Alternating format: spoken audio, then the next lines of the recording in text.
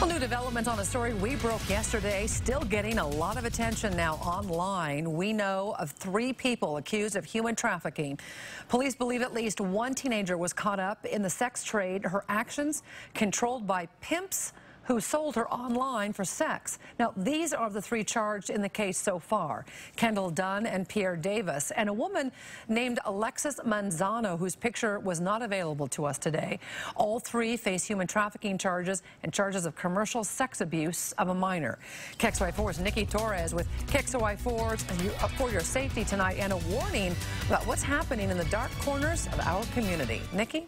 Nadine, police say they're confident there are more predators in and out of the community working to lure in young women into the sex trade.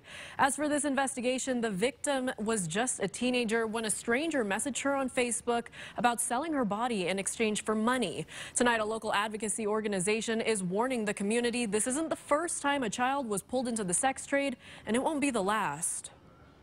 Trafficking is so much more common than any of us think it is. You hear more about it now, with a nationwide emphasis on stopping human trafficking. And it's easier than ever for people with bad intentions to reach out to our kids. Helping educate them about who might come at them from various internet sources so that they understand that not everybody that initiates a conversation with them is a potential friend, but sometimes a potential threat. A sex trafficking investigation in Spokane this week is leading a local advocacy organization to encourage parents to start a conversation with their child before it's too late. All of a sudden doing new things that the child didn't do before, whether it's places they're going, parties they're going to, groups they're hanging out with, should definitely signal some kind of red flag. The Jonah Project says sex in exchange for material things is one of the most common scenarios in human trafficking. Human nature all works the same. When people buy us stuff or do things for us, it makes us feel obligated,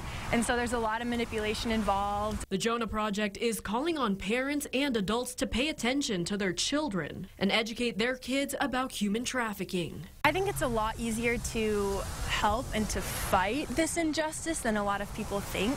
Whether it's The organization says it's better to be safe than sorry. If you have concerns about someone you know about, ask for help. It could save their life. As for the investigation, police are confident there are more suspects in this case still out in the community pimping out young girls.